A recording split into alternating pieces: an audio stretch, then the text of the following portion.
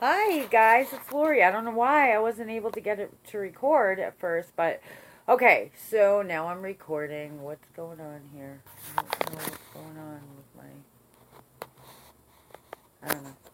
Anyhow, toxic people. Do you know any? Are you one? What do you do if you're in a toxic relationship? How do you know? How do you fix it? Let's talk about it. Hi guys. Okay, so toxic relationships. Toxic people. Are there toxic people? Okay, there's a difference. All right, so toxic, there are toxic people. You know, some may say there's no toxic people, there's only toxic actions. There are toxic people. There are mentally ill people. There are people, sociopaths and psychopaths in the Western world. I don't know about other cultures, but I know in the Western world, they're much more common than we tend to think. You know, because not all psychopaths and sociopaths go around killing people. Not all psychopaths and sociopaths go around, you know, doing crazy things. What the biggest thing is they feel no remorse. We have tons of them in our world. You probably know several. Okay? They're really good actors. We have manipulators. We have mentally ill. We have addicts. Now, addicts aren't necessarily toxic people. Their actions are toxic when they're in their disease. So, there are toxic people in those circumstances. Mostly it is toxic actions or toxic relationship. You know, you have two people together, they're toxic.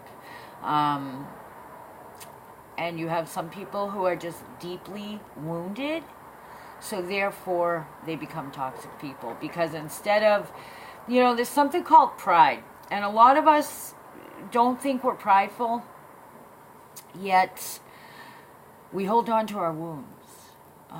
We decide we can do it without any help, whatever it is, you know, and that's sometimes it's programming, you know.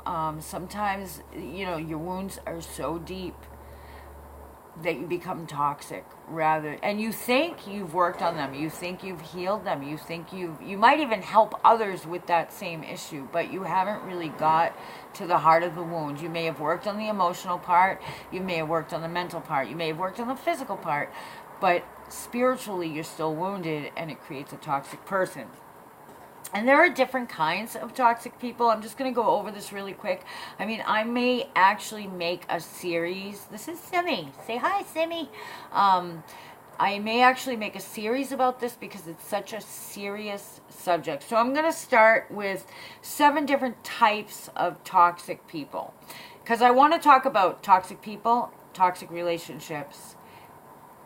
What are they, what are their description, and what we can do about it. So it may turn out to be 3 videos.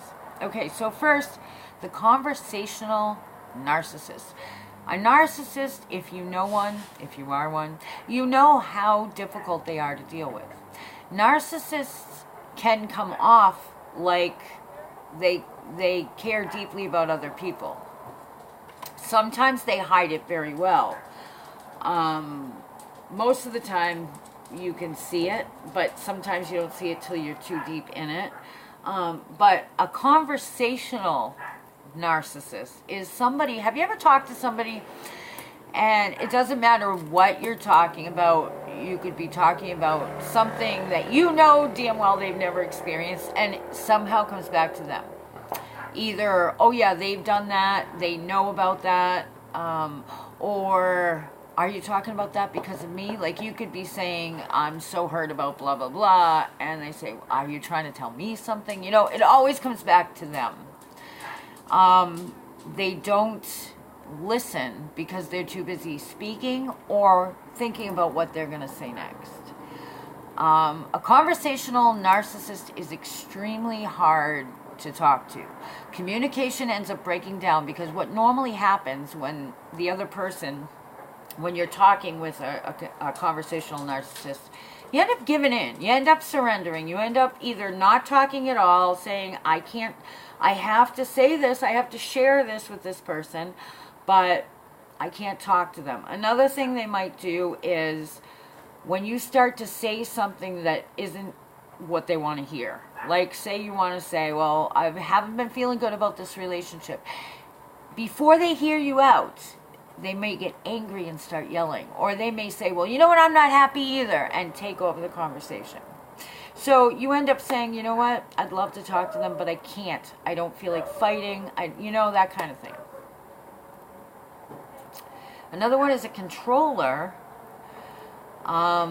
Now, a lot of people do this out of their own wounds. A lot of people control because they've had to take care of something for so long that now it's like in them. They need to control the situation. They show people they love them by controlling them. That all goes back to soul wounds, but it's still very toxic. And again, what happens with a controller is people start to hide stuff from them because they don't want them to, like, control what's going on. They start to either just go along with them so there's no conflict, It's still very, very toxic. You feel like you can't be yourself. You feel like you can't bring up your own ideas, The drainer. The emotional drainer. The psychic vampire. The person who always needs something. Now, they may not be verbalizing that. It may just be an energy pull. It all comes down to, in all three of these so far, it's that whole, it's all about me, put myself first. If I'm not okay, then I can't help you. There is truth to that, but at the same time, if that's your, like, philosophy, it's extremely toxic. It's toxic to you. And it's toxic to the others around you. You're not going to have good relationships. You're going to find yourself very alone because you've made it all about you, which means you've pushed God out. Even if you're saying glory to God, you pushed him out because it's all about me. So you're not working to the glory of God. And if it's all about you before anybody else, you've forgotten how to serve. Now, I'm not saying we shouldn't take care of ourselves. Of course we have to take care of ourselves. We have to set strong boundaries. We have to make sure that we are not being sucked into a toxic relationship or to a toxic situation.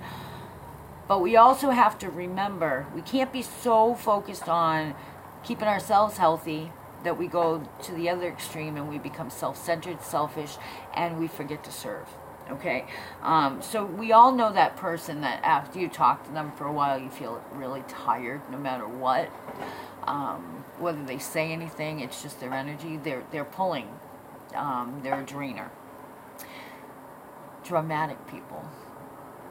The drama queen, the drama king. The person who, everything's a big deal. Everything is a big deal. Have you ever had a person that... I remember when I was assaulted, I had a friend who was crying, and I understand that, but it's like, I should have done something, and it's like, it's not about you, this is about me, or somebody who's like, oh, this happened to me, and it's the worst thing in the world, even though, it's bad, but yeah, it happens to other people, everything's dramatic. Sometimes these people create drama in their lives just to kind of have something going on. I hope the background noise isn't getting to you because the outside street I can hear. If so, I'm going to do this video over. So I guess you wouldn't even know that because I'd do it over. How about a jealous person? There is a jealous... Somebody that, we all have our moments, right? Jealousy is not good. It's never good.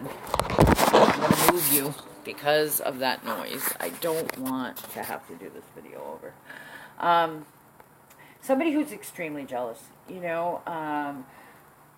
no matter what happens, they can't be happy for you. It's, again, it goes back to it's all about them. So if something good happens to you, they're not genuinely happy.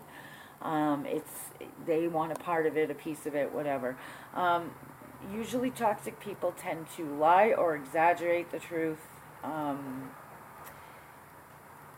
They do that, again, because of soul wounds, because they want things to appear better than they are, or worse than they are sometimes. They exaggerate who they are, what they do, that kind of thing. And then there's the person that is like the tank, who is so about themselves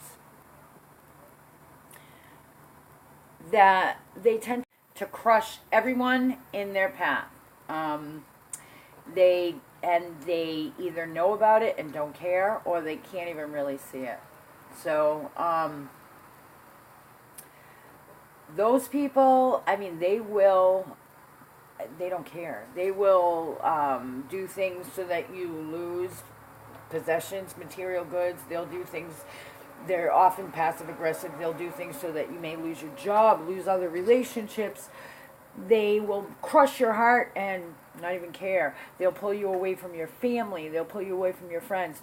Those people are very, very dangerous. So there you have it. I'm going to end it here. I am going to do 2 more different traits, different things they do, and what to do about it. But you know what? If you're caught up in a relationship like this, if you recognize any of these in yourself or in your loved one, start a journal. That's really good. Start a journal. But you know what? Don't make any rash decisions. Because, like I said, I mean, you might say, hey, that looks like me, or that looks like my girl or guy. But not always. Like last Tuesday or a year ago, or, you know what? Sometimes people mess up.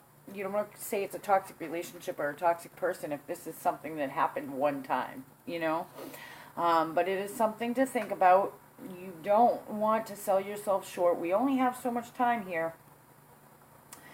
And we have to make the most of it, right? So we don't want to get caught up and lose ourselves in... there's enough heavy energy. There's enough heavy energy. There's enough demonic stuff. There's enough negative stuff. And there's soul wounds. And not to mention the physical stuff and the emotional stuff. So why get yourself tied up in this? But watch the next 2 videos. I just don't want to take too long. But you know what? It's not all about you, but take care of you. Set proper boundaries. Make some notes. Start taking a journal. Start seeing, what do you really want? What do you want out of life? What do you want out of this relationship? Are you able to give that? Are you receiving that? Those are some questions to ask yourself to start with. All right. Stay tuned for the next 2, and hopefully we can get you through this. If you would like some one-on-one coaching, or even join a group about toxic relationships, toxic people, and how to deal with them, notify me. I'll put a link down below how to contact me, and I would be glad to work with you. All right. Have a great day. May you be blessed. May blessings follow you wherever you are. May you have favor with God and favor with man. I'll talk to you soon.